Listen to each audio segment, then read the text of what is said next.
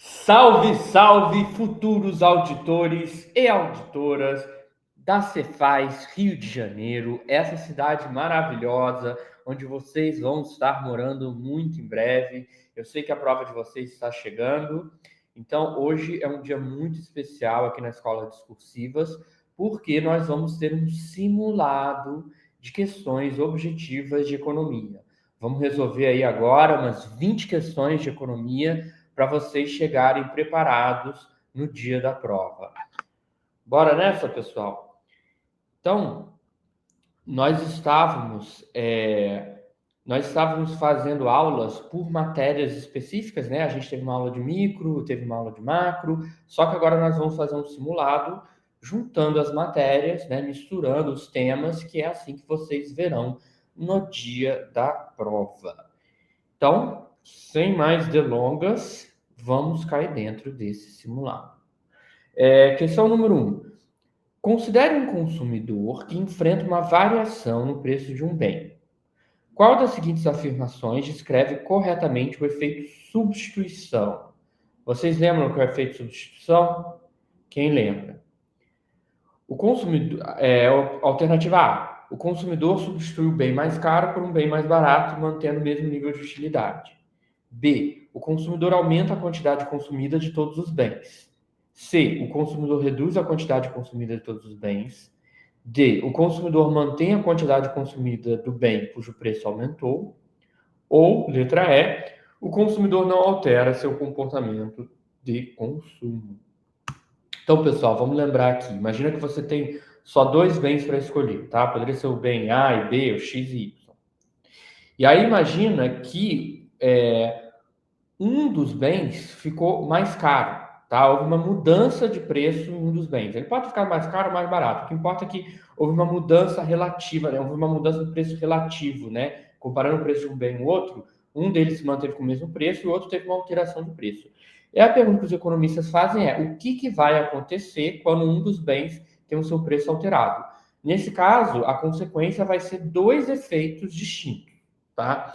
Na prática, esses dois efeitos, que são, já adianto, o efeito substituição e o efeito renda, na prática, no mundo real, esses dois efeitos, eles acontecem de uma só vez, tá?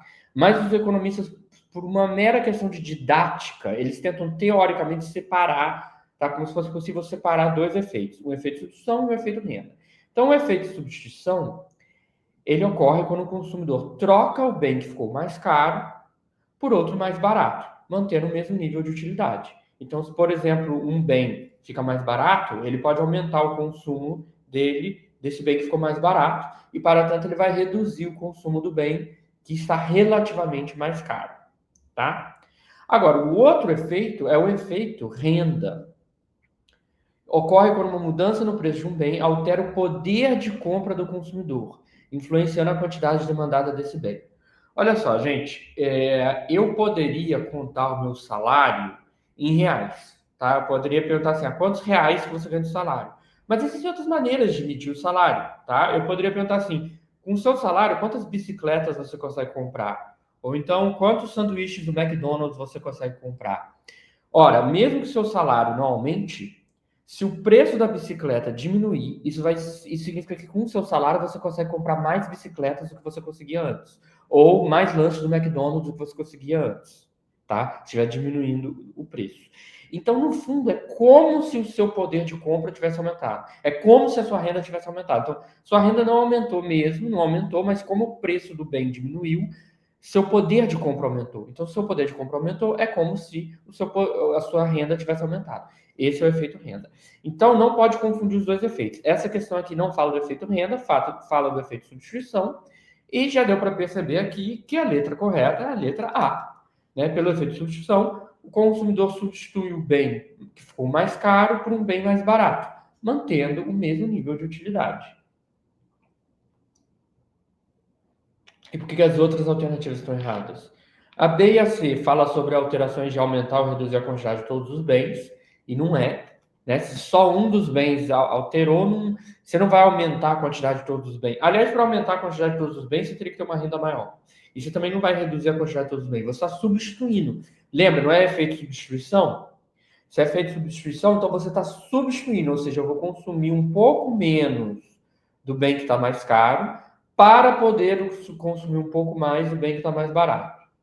E aí, lógico, está errado a D, que fala manter a quantidade igual ou não alterar o seu comportamento na letra E, que dá quase na mesma, né? Então, vamos lá. Questão 2. Se a elasticidade de preço da demanda de um bem é igual a menos 2, isso significa que a demanda é inelástica, a demanda ela é unitária, ela é elástica, ela é perfeitamente inelástica ou perfeitamente elástica? Gente, aqui isso pode causar uma confusão. E a confusão aqui, eu, como economista, eu admito, isso aqui é culpa dos economistas, tá? A elasticidade de preço da demanda, ela deveria, teoricamente, sempre ser negativa, tá? A menos em alguns casos extremos, assim, a exceção da exceção, sei lá, um bem de GIF, mas tirando casos muito excepcionais, a elasticidade de preço da demanda sempre deveria ser negativa. Por quê? Por quê? Você sabe me dizer por que ela sempre deveria ser negativa? Porque ela está medindo uma relação entre o preço e a quantidade demandada. E essa relação, ela é uma relação negativa, ela é uma relação inversa. Porque quando você aumenta o preço, a quantidade demandada diminui. Mas quando você diminui o preço, a quantidade demandada aumenta. Então temos aqui uma relação inversa, né? Uma relação negativa. Então, a elasticidade de preço da demanda sempre deveria ser negativa, tá? Ela poderia ser zero ou menor que zero, mas ela não deveria ser positiva, né? Porque se ela fosse positiva, então você vai aumentar o preço e também vai aumentar a quantidade demandada, isso não faz sentido. As pessoas vão comprar mais porque está mais caro, isso não faz sentido. Então, sempre deveria ter esse sinal de menos aí, a demanda sempre deveria ser negativa. Mas, infelizmente, por confusão dos economistas, tá? Tem uma besteira que os economistas fazem, que é o seguinte: como a elasticidade de preço da demanda é sempre negativa e sempre deveria ter esse sinalzinho aí de menos, às vezes os economistas eles omitem esse sinal de menos, tá? E aí eles falam como se ela fosse positiva. Eles chegam e dizem, mas a elasticidade de preço da demanda é igual a 2, tá? Ou igual a 1. Aí você fala, ué, 1 não deveria ser menos 1, 2 não deveria ser menos 2, mas eles omitem isso porque eles acham que assim vai ficar mais simples, sei lá por quê. Eles partem do princípio que, como sempre negativo, eu nem vou colocar o sinal de menos. Isso gera uma baita de confusão, tá? Você pode ler isso lá naquele livro Microeconomia do Varin, que eu acho bem didático. Então isso gera uma baita confusão. Mas embora acha esse consenso de às vezes omitir o sinal de menos, tecnicamente o correto é que a elasticidade de preço da demanda seja sempre negativa. Então aqui o enunciado da questão ele está tecnicamente correto. Só presta atenção para não se confundir, tá? Então vamos lá.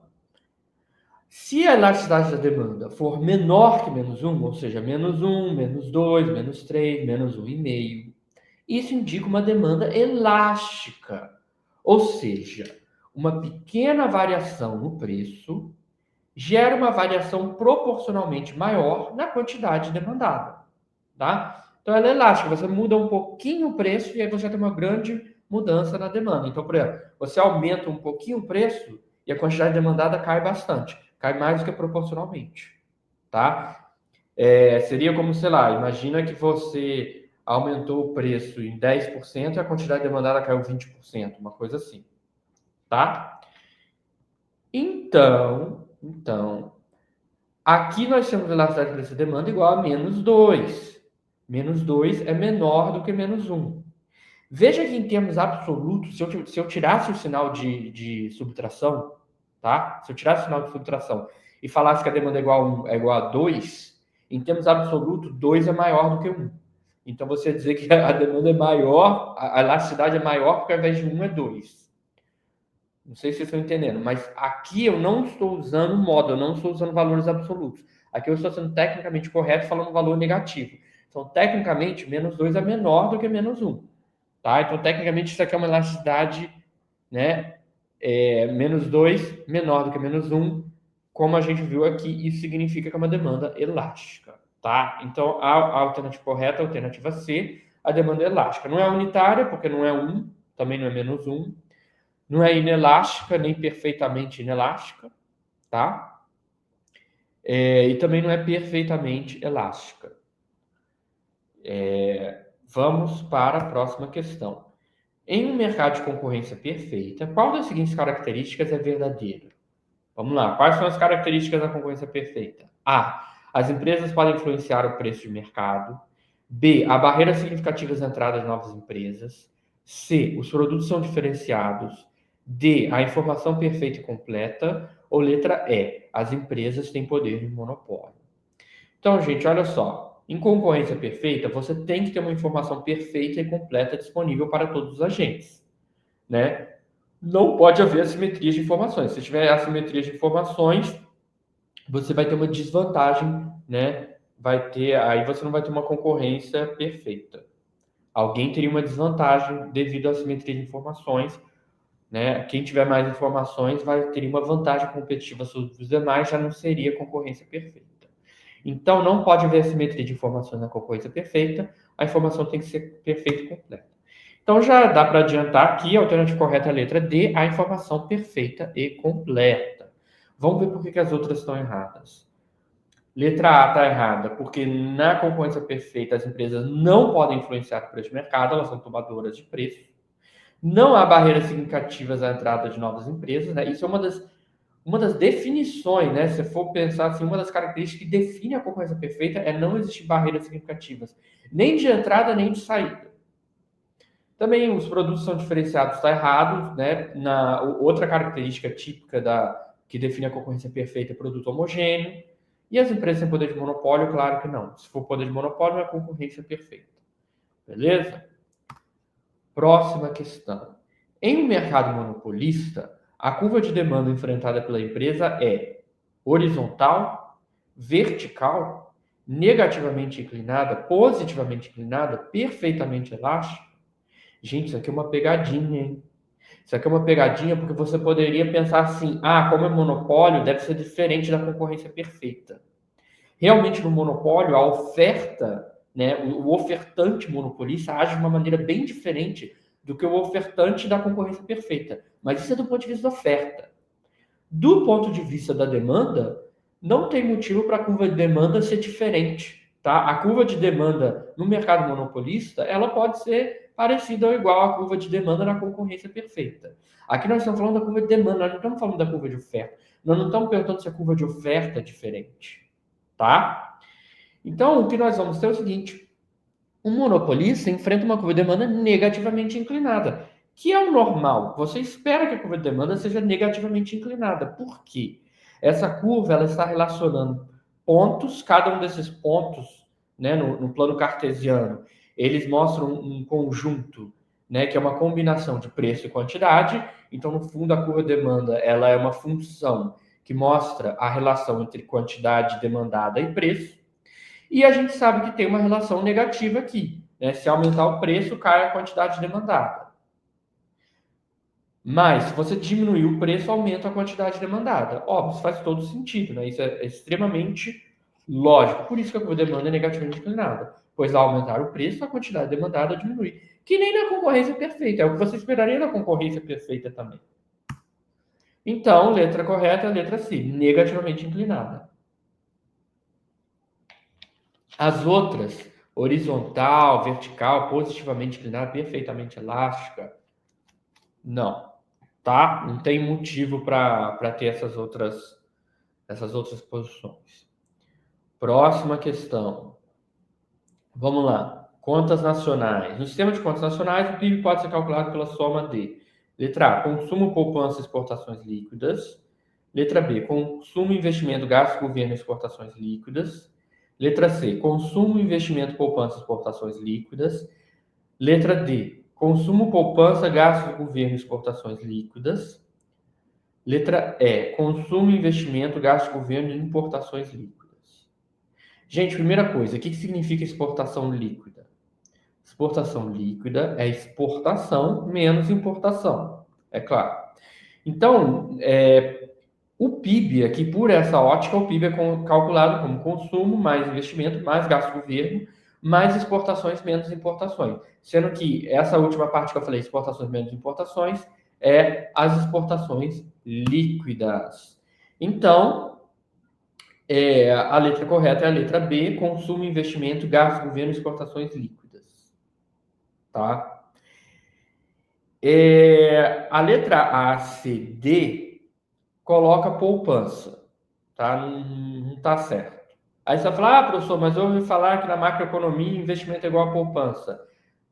Tá, mas na hora de você escrever a fórmula do PIB, você não coloca poupança, você bota investimento, tá, pessoal? Tá errada porque não é importações líquidas. Importações líquidas seria importação menos exportação. Mas não é isso, é exportação menos importação, são exportações líquidas. Então a letra E também está errada, gabarito letra B. Próxima questão. Segundo a teoria keynesiana, a principal causa das flutuações econômicas é a oferta de moeda, a variação dos preços dos bens, a demanda agregada, a oferta agregada, a política monetária. Pessoal, vocês sabem aqui, né? Vocês estão cansados de saber que o ponto central da teoria keynesiana é a demanda agregada, tá? Para ele, os empresários, eles ficam o tempo todo olhando para a demanda agregada, tá? Eles ficam o tempo todo olhando para a demanda agregada. Se tiver demanda agregada, eles vão investir para produzir mais. Se não tiver demanda agregada, eles preferem não investir, tá? É tipo assim, você é dono de uma fábrica de carros, você poderia investir, tá? Você poderia ampliar sua fábrica para poder produzir mais carros. Mas se as pessoas não estiverem dispostas a comprar mais carros, para que você vai produzir mais? Né? Você vai ter uma superprodução, um excesso de oferta. Então você vai olhar para o mercado, você vai ver, tem demanda? Tem gente demandando mais carros? Se tiver demanda, eu produzo mais. E aí eu tenho que investir mais, logo eu vou gerar mais emprego, vai ser bom para a economia. Mas se não tiver demanda agregada, cara, eu não vou investir para, né, para ficar acumulando estoque à toa. Então, nós temos uma teoria que toda gira em torno da demanda agregada. Só aí você já percebeu que o gabarito é letra C. Então, para a teoria keynesiana, a principal causa das flutuações é a demanda agregada insuficiente. Quando a demanda agregada é insuficiente, isso pode gerar uma crise econômica. Né? Se a demanda agregada estiver muito baixa, isso pode gerar uma recessão. Porque todos os empresários param de investir. Se você não investe mais, você não está ampliando a produção, você não está contratando mais gente. Né? Então, se você não contrata mais gente, isso pode aumentar o desemprego, e as pessoas vão consumir menos, e aí logo vai diminuir mais ainda a demanda agregada. Então, já falamos aqui, o gabarito, letra C, a demanda agregada. Os outros estão errados, né? Letra A fala sobre moeda, letra B, variação nos preços, não é nada disso, tá? Letra D tenta de com oferta agregada, letra E, política monetária, nada disso, tá? Gabarito, letra C. Questão 7. No modelo ISLM, a curva IS representa A. O equilíbrio no mercado de bens e serviços. B. O equilíbrio no mercado monetário. C. A relação entre a taxa de juros e a oferta de moeda. D. A relação entre a taxa de juros e a demanda de moeda. Ou E. O equilíbrio no mercado de trabalho. Gente, uma pergunta, uma curiosidade aqui. Vocês sabem o que significa IS? O que significa IS? Vocês sabem o que significa LM? Eu estou dizendo assim, as letras IS, tá? As letras IS são uma sigla. Que sigla é essa? Você sabe? ILM, alguém sabe? Bom, essas siglas significam palavras em inglês. Então, IS significa Investment Savings, tá? Investment Savings, ou seja, investimentos, poupança. ILM significa Liquidity Money, ou seja, liquidez moeda, tá? Então, IS, Investment Savings, né, os pontos em que investimento é igual a poupança, e LM, Liquidity Money, os pontos em que demanda de moeda é igual a oferta de moeda. Então, a curva IS, né, também que significa Investment Savings, investimento poupança, representa o equilíbrio no mercado de bens e serviços, são aqueles pontos em que investimento é igual a poupança. Já a curva LM, né, que significa Liquidity Money, liquidez e moeda, a curva LM representa as combinações da taxa de juros e renda, onde o mercado monetário está em equilíbrio, com oferta de moeda igual a demanda por moeda, ou seja, IS, mercado de bens e serviços, LM, mercado monetário. Então, lógico, o gabarito é letra A, o equilíbrio no mercado de bens e serviços. A B, no mercado monetário, seria curva LM. Tá? A C, taxa de juros e oferta de moeda? Não, a gente não está falando aqui de moeda. Moeda é LN. Taxa de juros e demanda de moeda? Não. Equilíbrio no mercado de trabalho também não, o mercado de trabalho não entra aqui nesse modelo. Tá? Nesse modelo a gente está olhando para os mercados de bens e serviços e para o mercado monetário. Beleza, pessoal? Próxima questão. Qual das seguintes ações é um exemplo de política fiscal expansionista? Aumento da taxa de juros, redução dos gastos do governo, aumento dos impostos, aumento dos gastos do governo, redução da oferta de moeda? Então, gente, olha só, basicamente, se você me perguntar assim, me dê exemplos, me dê 2 exemplos clássicos, mais tradicionais de política fiscal expansionista. De cara, eu diria aumento dos gastos do governo e redução dos tributos. Sendo que o governo poderia fazer uma dessas políticas isoladamente, ou só gasto de governo, ou só redução dos tributos, mas às vezes o governo, para fazer uma política fiscal expansionista, ele poderia decidir fazer simultaneamente, aumento dos gastos do governo e redução dos tributos. Ou seja, pode ser só um deles isolado ou pode ser os dois juntos. Então, se eu fosse dar exemplos aqui, né, se a gente estivesse numa aula de política fiscal expansionista, alguém levantasse a mão e falasse, professor, você pode dar o exemplo mais comum de política fiscal expansionista? Eu diria, aumento dos gastos do governo e ou redução dos tributos. Tá? Ou seja, pode ser um deles isolado ou pode ser os dois juntos. Certo, gente? Beleza, tranquilo. Então, o aumento dos gastos do governo é uma medida típica de política fiscal expansionista, pois estimula a economia. E outro exemplo muito comum de política fiscal expansionista é a redução dos tributos. Com isso, vocês já sabem o gabarito, né, gente? Aqui não tem a opção redução dos impostos, essa opção não aparece aqui, mas tem a opção de aumento dos gastos do governo, com certeza é uma política fiscal expansionista, gabarito letra D. As outras estão erradas, né? A letra A, taxa de juros é política monetária. A letra B está falando sobre redução dos gastos do governo. Ora, redução dos gastos do governo seria uma política fiscal contracionista.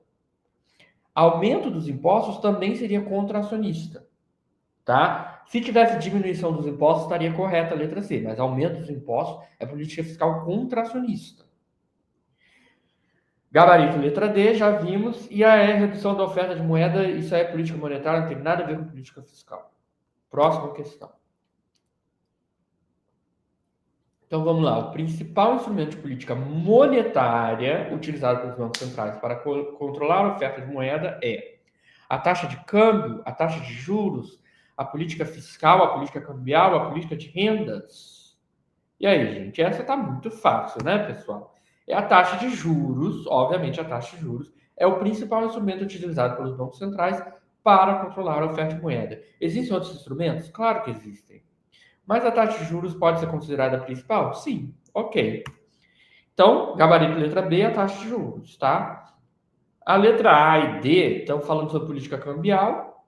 A letra C e E falando de política fiscal e política de rendas. Obviamente, não seria política monetária, tá? Então, vamos lá, gente.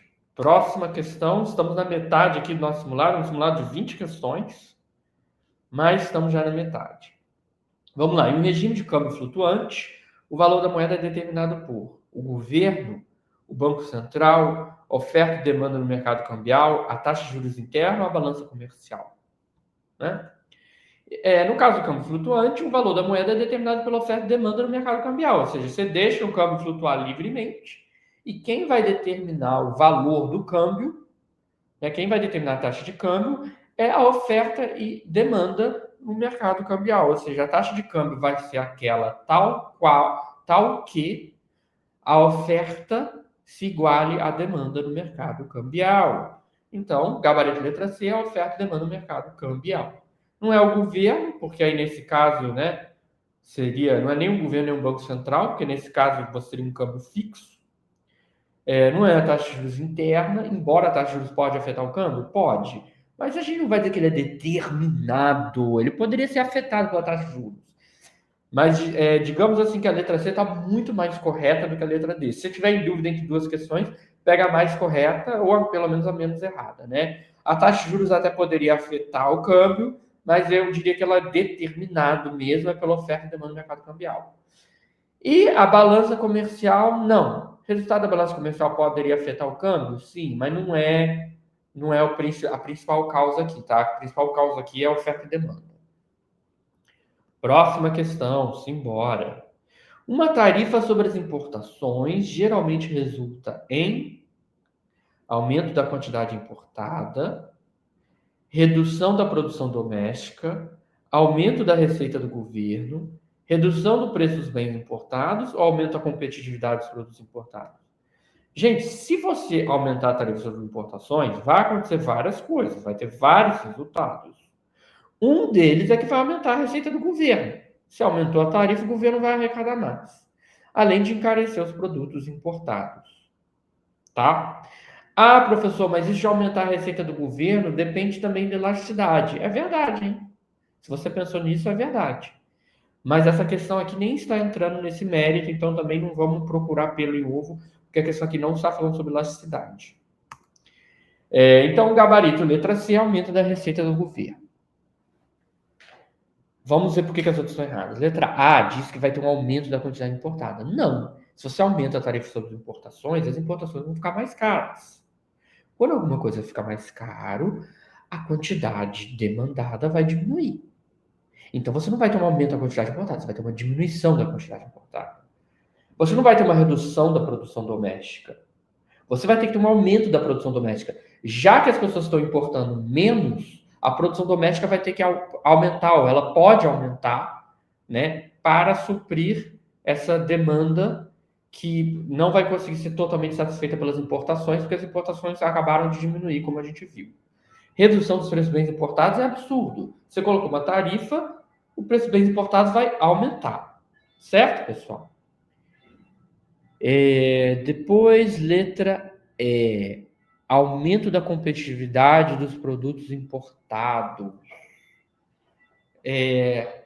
Não, claro que não. A gente já viu que o preço dos produtos importados vai aumentar, então eles não vão ficar mais competitivos. Isso aqui é absurdo, tá, gente? Vamos lá, vamos falar agora sobre economia brasileira, história econômica brasileira. Qual dos seguintes planos de desenvolvimento econômico implementado no Brasil teve como uma de suas principais medidas a criação do Fundo de Estabilização Fiscal, FEF ou FEF? A. Plano Real. B. Plano Cruzado. C. Plano Collor. D. Plano Bresser ou E. Plano Verão? Ah, professor, mas são muitos planos de estabilização, eu sempre me confundo. Cara, isso você tem que decorar. Isso você tem que decorar. Faz um resuminho, tá? Porque o Sebrae cobra esses planos. Esses planos estão lá no seu edital. Esses planos de estabilização, a banca adora cobrar. Você vai ter que decorar, vai ter que fazer um resuminho. Você tem que ter pelo menos uma noção. Aí você fala, professor, mas é muita coisa. Eu tenho que ler várias e várias páginas. Cara, tenha pelo menos um resuminho das principais medidas de cada plano, mesmo que seja pequenininho. Mas você só tem uma ideia assim, tá? Esse plano aqui, ele foi ortodoxo ou heterodoxo? Quais foram as principais medidas? Quais foram as consequências? Só nisso, só de ter uma ideia básica assim, você já consegue matar aí várias questões, tá? Então, quem sabe me dizer qual é a resposta? É o Plano Verão, gente. Nós estamos falando sobre o Plano Verão do governo Sarney, tá? O Plano Verão, lançado em 1989, criou o Fundo de Estabilização Fiscal, FEF ou FEF, no contexto do combate à hiperinflação, na década perdida da economia brasileira. Então vamos lá. O Plano Verão, implementado em janeiro de 1989, durante o governo Sarney, criou o Fundo de Estabilização Fiscal com o objetivo de promover o equilíbrio das contas públicas e combater a hiperinflação que assolava a economia brasileira, marcada por taxas mensais de inflação que atingiram cerca de 50% no final de 1989. Gente, isso aqui é 50% ao mês. Ao mês. Isso aqui não é inflação, é hiperinflação. O Fundo de Estabilização Fiscal visava reduzir o déficit público por meio de medidas como corte de gastos, privatizações e demissões de servidores. Tá, professor, esse plano funcionou? Conseguiu derrubar a inflação? Gente, no final das contas, só quem conseguiu acabar mesmo com a inflação foi o Plano Real. Tá? Os planos anteriores, alguns deles conseguem diminuir a inflação temporariamente, mas depois ela acabava voltando. Só quem conseguiu vencer mesmo a hiperinflação foi o Plano Real. Então, entretanto, na prática, O plano enfrentou forte resistência política e social, além de falhas na execução, resultando em impacto limitado no controle inflacionário e no agravamento da crise econômica. Então, a resposta aqui é plano verão. Próxima questão.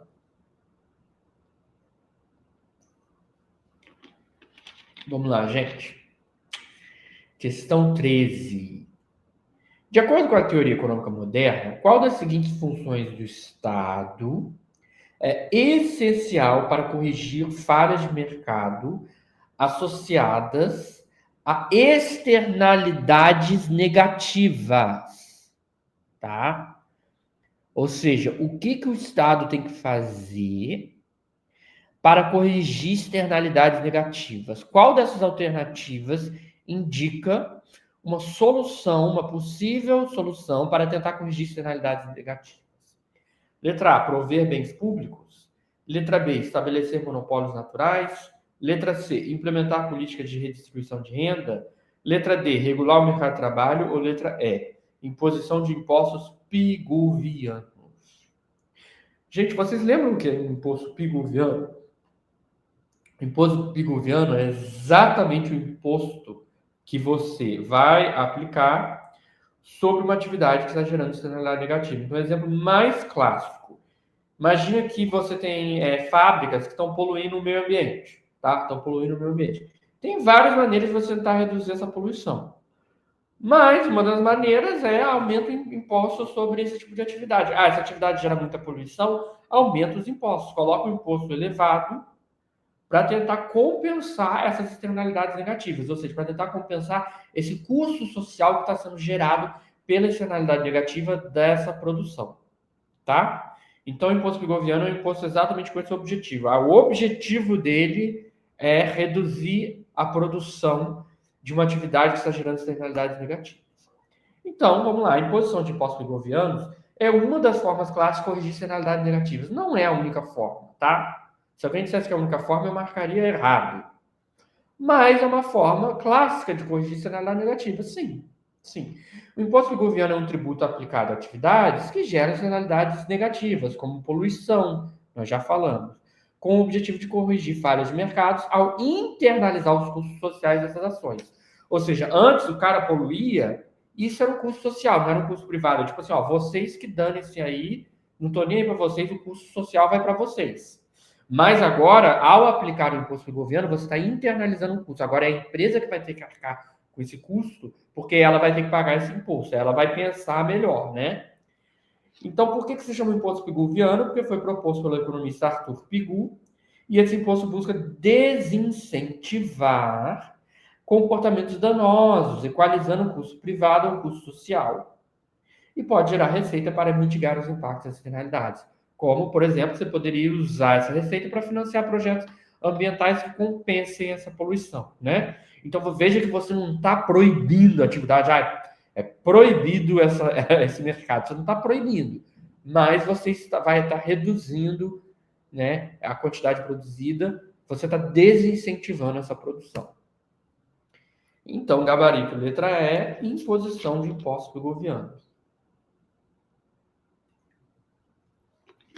Prover bens públicos, isso aí é função alocativa do Estado, estabelecer monopólios naturais, isso está ligado à regulação de monopólios? Não, está errado. Implementar políticas de redistribuição de renda? Não, isso aí é função distributiva. Regular o mercado de trabalho? Não, isso aí é função reguladora do Estado, tá? Gabarito letra E.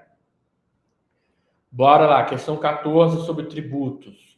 Considerando a estrutura tributária brasileira, qual das seguintes afirmações sobre imposto sobre circulação de mercadorias e serviços, ICMS, é correta? A. O ICMS é um tributo federal. B. O ICMS incide apenas sobre produtos industrializados. C. O ICMS é um tributo cumulativo. D. O ICMS é um tributo progressivo. Ou letra E. O ICMS é um tributo não cumulativo. Gente, de cara, pelo amor de Deus, tá? Isso tem que estar na ponta de língua. De cara, você já sabe que ICMS é um tributo estadual, né? Pelo amor de Deus. A letra A tá absurda, dizer que o ICMS é um tributo federal. Já arrisca a letra A. Tá? Você pode ter dúvida entre outras coisas. Você pode ter dúvida entre acumulativo, não cumulativo, mas o ICMS ele é estadual, então não pode ser a letra A. Tá? Não tem sentido dizer que o ICMS é um tributo progressivo. A letra D você pode riscar também. Ele é regressivo. Por que ele é regressivo? Vamos lá. Se você vai taxar uma mercadoria, um serviço, tá? Então, o consumidor que compra aquela mercadoria vai ter que pagar aquele imposto. Só que veja que o imposto vai ser o mesmo para todo mundo que comprar aquela mercadoria ou todo mundo que contratar aquele serviço. Então, você tem várias pessoas diferentes, mas está todo mundo pagando o mesmo imposto na hora de comprar aquela mercadoria ou aquele serviço, tá? Então, você cobrando igual de todo mundo. Só que você já deve ter percebido as pessoas têm rendas diferentes. Tem gente que é muito rico, tem gente que tem pouquíssimo dinheiro. Então, você está cobrando igual de todo mundo, independente da pessoa ser mais rica ou mais pobre. Por isso que é regressivo, né? No fundo, isso vai acabar onerando relativamente mais os mais pobres. Ah, professor, você não falou que estava cobrando igual de todo mundo? Sim, em termos de reais, todo mundo está pagando o mesmo. Mas em termos de percentual da renda, tá? Se todo mundo tivesse que gastar R$ 300 de ICMS, se você ganha R$ 1.000, você está gastando 30% do seu salário. Mas aí você ganha R$ 2.000, você está gastando só 15% do seu salário. Entendeu? Quanto mais, todo mundo está pagando o mesmo em valor absoluto, mas quanto maior a sua renda, menor o percentual que você está gastando com ICMS. Logo, esse imposto ele é regressivo, ele acaba onerando mais as pessoas com menor renda. E, relativamente, tá? E ele onera relativamente menos os mais ricos, tá? Então vamos lá. O que você poderia ficar em dúvida é essa questão de cumulativo ou não cumulativo. Aí você poderia ficar em dúvida.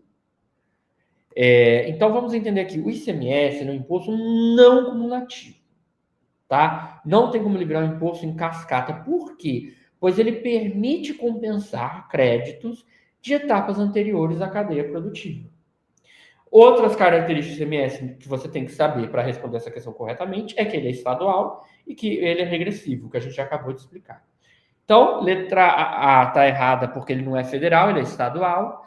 Letra B está errada porque ele não incide sobre produtos industrializados, né? Aqui ele está tentando te confundir com IPI, Imposto sobre Produtos Industrializados. Letra C está errado porque ele é não cumulativo. Letra D está errado porque ele é regressivo. É a letra E que está correta, é um tributo não cumulativo. Beleza, show de bola. Próxima questão. Questão 15. Em um sistema tributário, a neutralidade é uma característica desejável porque A. Garante que os impostos sejam proporcionais à renda. B. Minimiza a distorção das decisões econômicas dos agentes. C. Aumenta a arrecadação do governo sem afetar a economia. D. Promove a redistribuição de renda de forma eficiente. Ou E. Reduz a carga tributária sobre os bens de consumo essenciais. E aí, pessoal? Quem é que sabe a resposta? Por que a neutralidade é desejável? Vocês lembram o que significa neutralidade quando a gente está estudando tributos? Vamos lá, gente. A neutralidade tributária ela busca minimizar as distorções das decisões econômicas do agente. Como assim?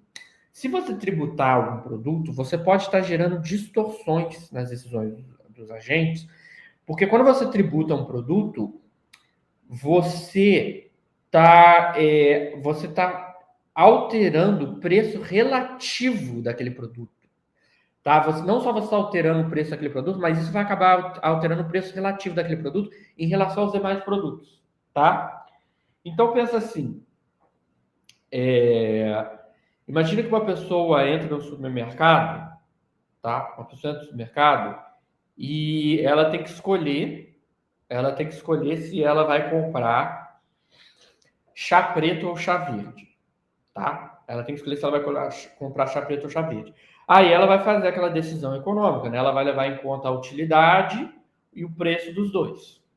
Agora imagina que o governo ele resolve colocar um tributo enorme sobre o chá preto, mas ele não coloca o tributo sobre o chá verde. Aqui eu estou partindo do princípio que chá preto e chá verde são bens substitutos. Você pode substituir um pelo outro. Então, se você aumenta demais o preço do chá preto, a pessoa poderia falar, o chá preto está tão caro que eu vou comprar chá verde. Então, uma pessoa que antes comprava chá preto, ela pode deixar de comprar chá preto para comprar o chá verde. O problema aqui é que você taxou só um dos produtos, tá? Na verdade, você poderia tentar taxar os dois produtos de modo a não causar essa distorção. Mas se você taxa um dos bens substitutos e não taxa o outro, você vai alterar, as decisões econômicas vão ser alteradas. Né? A pessoa que antes comprava chá preto agora vai comprar chá verde. Então você está distorcendo as decisões econômicas dos agentes. Tá? Então isso vai mudar a alocação na economia. Então a resposta é a letra B. A neutralidade é desejável porque ela busca minimizar a distorção das decisões econômicas do agente. Então, um tributo com neutralidade, a característica da neutralidade, seria um tributo que não afeta tantas decisões econômicas do agente. Ah, mas como assim, professor? Ora, se ao invés de eu taxar o chá preto, eu taxar diretamente a sua renda, talvez isso não afete tanto assim a sua decisão de escolher entre chá verde ou chá preto, tá? Mas se eu taxo o chá preto e não taxo o chá verde, vou estar afetando suas decisões econômicas. Então, neutralidade é você tentar ter um sistema tributário em que os tributos não vão distorcer esses preços relativos entre os produtos. Então, garante que os impostos sejam proporcionais à renda? Não. Não é isso que a gente quer dizer.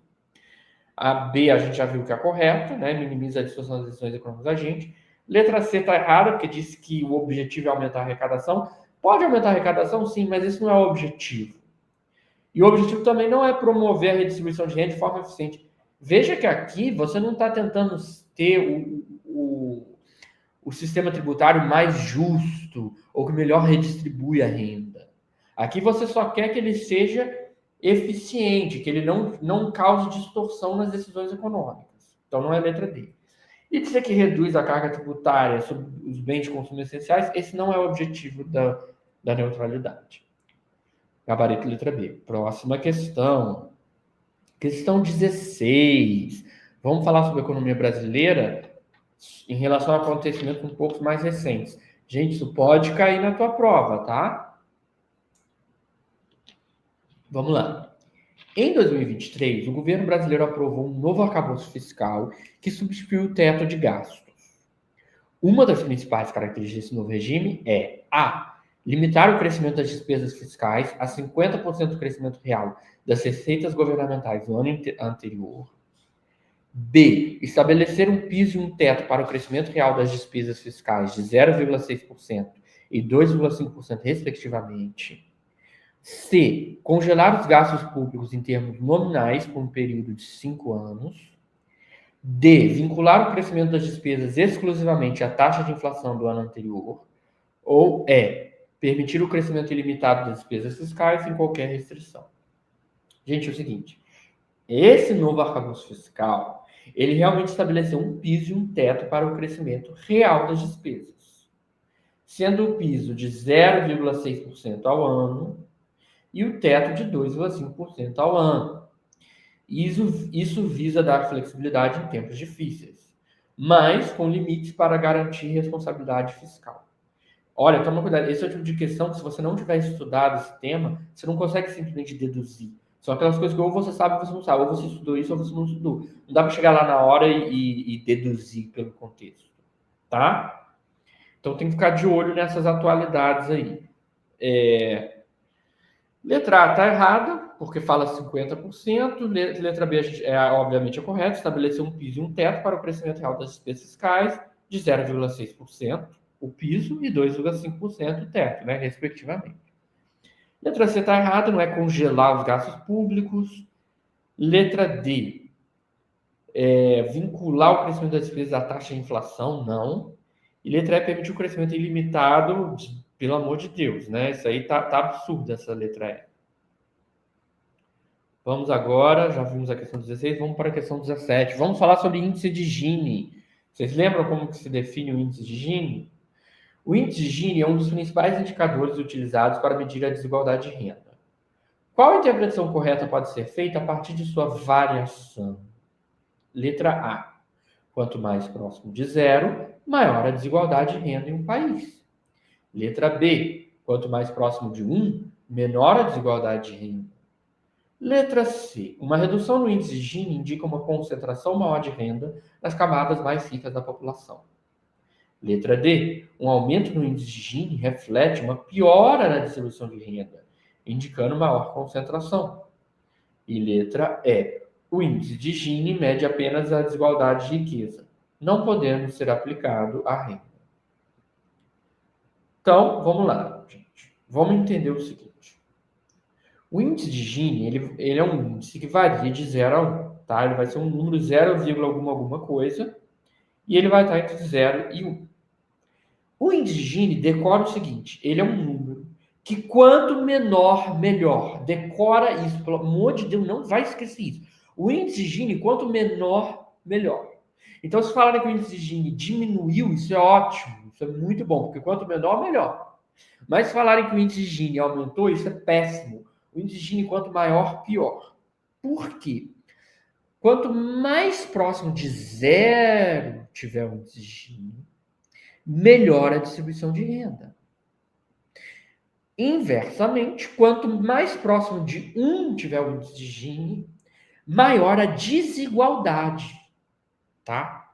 Ou seja, se estiver muito próximo de 1, você tem uma péssima distribuição de renda. Então, o que seria o índice de Gini zero? Vai ser difícil você achar 0 ou 1 na prática. No mundo real, se você for ver o índice de Gini dos países, vai estar sempre entre 0 e 1. Mas, teoricamente, se existisse um país com índice de Gini igual a 0, isso seria a igualdade perfeita. Seria um país em que todo mundo tem exatamente a mesma renda. O que seria o índice de Gini igual a 1? Sabe o que seria o índice de Gini igual a 1? Seria um país em que uma única pessoa concentra toda a renda do país, ou seja, é dona de tudo que existe, e todas as outras pessoas não têm renda nenhuma. Só nesse caso, que é teórico, né, que seria meio maluco ver isso na prática, mas isso seria o índice de Gini igual a 1. Seria a desigualdade máxima possível. Logo, um aumento no índice de Gini, lembra, índice de Gini quanto maior, pior. Se aumentou, piorou. Um aumento no índice de Gini significa que a desigualdade está aumentando, você tem maior concentração de renda. Ok? Então, gente, gabarito letra D. Um aumento no índice de Gini reflete uma piora na distribuição de renda, indicando maior concentração. Ok. Ah, tá errado, porque ele diz que quanto mais próximo de zero, maior a desigualdade de renda. Não. Quanto mais próximo de zero, menor a desigualdade de renda. Tá? A letra B, quanto mais próximo de 1, menor a desigualdade de renda. Não, tá errado. Quanto mais próximo de 1, maior a desigualdade de renda. Letra C, uma redução no índice de Gini indica uma concentração maior de renda? Não. Uma redução no índice de Gini indica uma concentração menor de renda. Tá errado. E letra E, o índice de Gini mede apenas a desigualdade de riqueza, não podendo ser aplicada à renda. Tá errado. Lógico.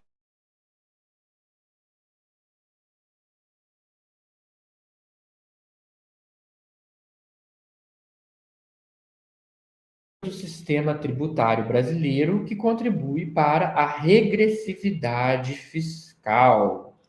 Letra A, alta dependência de imposto sobre a renda. Letra B, baixa alíquota de imposto sobre o consumo. Letra C, alta dependência de imposto sobre o consumo. D, alta progressividade dos impostos sobre a propriedade. Ou E, baixa alíquota de imposto sobre a propriedade.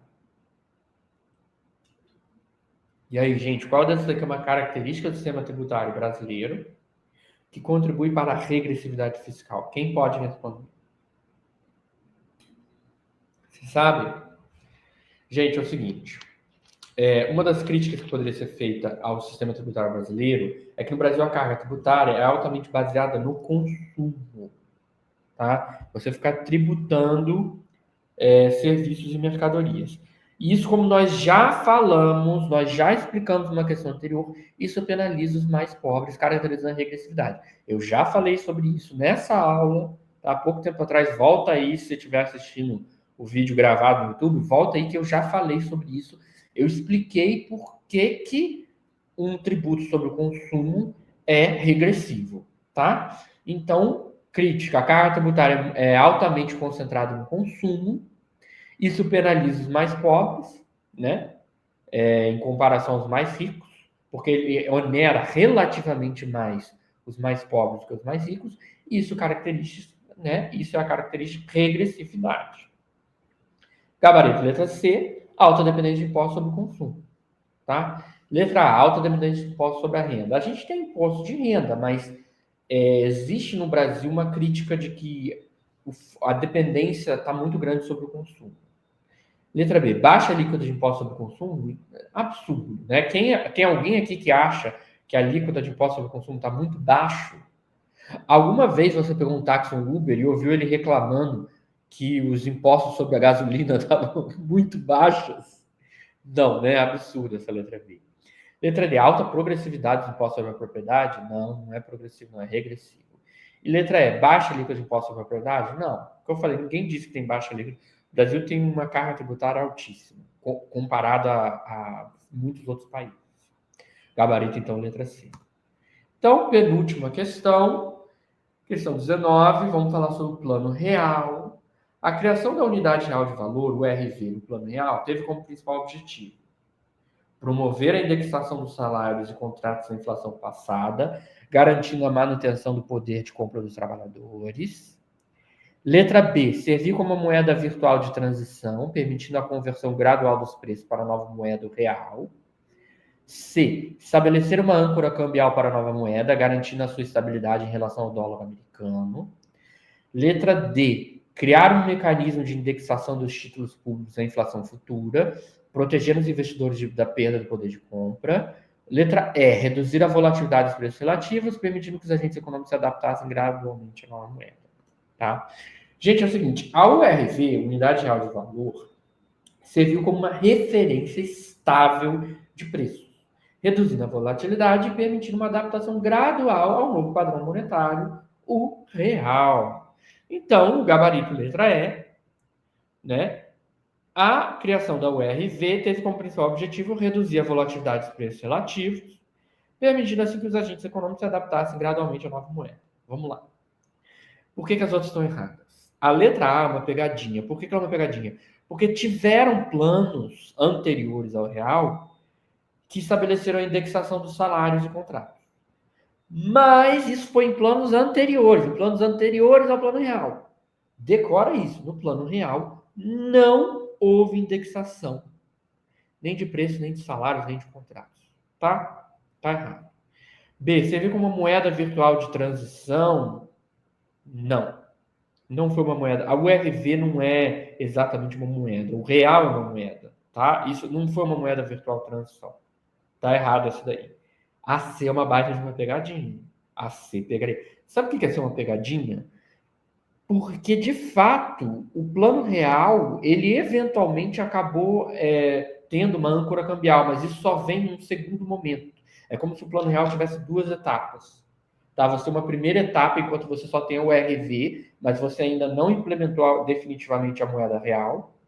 E aí, depois que você implementa a moeda real, tá? Ao invés de URV, você tem o real mesmo. Aí sim você passa a ter uma segunda etapa em que eventualmente vai ser criada assim, uma âncora cambial. Mas aqui, presta atenção, essa questão aqui não está falando sobre o plano real como um todo, não está falando sobre a segunda etapa do plano real pós-implementação da moeda real. Aqui nós estamos claramente, ele começa falando a criação da URV, nós estamos claramente falando sobre a URV. Então, nessa época, né, pré-implementação do real, da unidade real de valor, você ainda não tinha âncora cambial. E outra coisa, você não pode dizer que o principal objetivo da RV foi estabelecer uma âncora cambial. Tá? Se teve uma âncora cambial depois, não importa. Eu estou perguntando aqui o principal objetivo da URV. Então, letra C, pegadinha, mas está errada. E letra D, indexação dos títulos públicos. Já falei, não teve indexação nesses planos. Ao contrário de muitos planos anteriores, que antes era uma moda você sair indexando tudo. Tá? Próxima questão, última questão para terminar o nosso simulado. Tá vendo que quem acredita sempre alcança, né?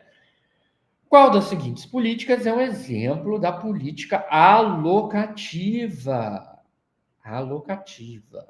Letra A, subsídios para empresas em setores estratégicos. Letra B, redistribuição de renda através de impostos progressivos. Letra C, controle da inflação através de política monetária. Letra D, programas de transferências de renda para famílias de baixa renda. E letra E, aumento da taxa de juros para controlar a demanda agregada.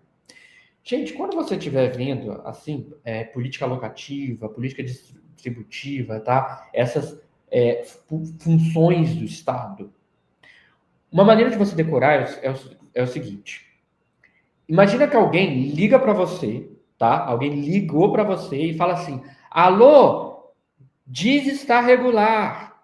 Ó, vou repetir. Alô, diz estar regular. Repete essa frase para você mesmo várias vezes. Eu sei que isso parece coisa de maluco, mas concurseiro é tudo meio pirado mesmo, tá, gente? Você vai ficar repetindo isso. Alguém ligou para você e falou assim: alô, diz estar regular. Alô, diz estar regular. Por quê?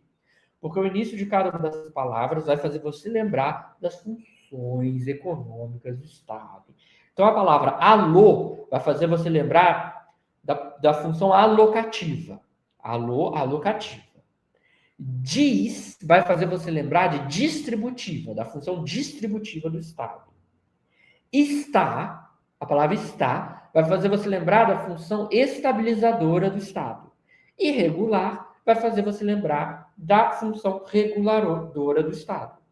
Então, alô diz está regular é um mnemônico, tá? É só uma maneira de você decorar, tá? É uma brincadeirinha que eu estou fazendo aqui para você decorar, para você nunca mais esquecer, para na hora da prova você vai lembrar do professor Estevão falou, alô, diz está regular. Aí você vai lembrar, você pode até escrever no papel, alô, diz está regular. Alocativa, distributiva, estabilizadora, reguladora. Beleza, gente? Então, vamos lá. A política alocativa se refere à atuação do Estado na oferta de bens e serviços. É o Estado que chega e está ofertando bens e serviços. Um exemplo é subsídios para... Na verdade, é a atuação do Estado na oferta de bens e serviços. Né? Não é só apenas o Estado ofertar diretamente bens e serviços, mas é o Estado atuando na oferta de bens e serviços. Um exemplo seria subsídios para empresas em setores estratégicos. E esses são instrumentos típicos de política alocativa. Então, gabarito letra A, subsídios para empresas em setores estratégicos. Show! Isso daí é função alocativa do Estado. Vamos ver por que as outras são erradas?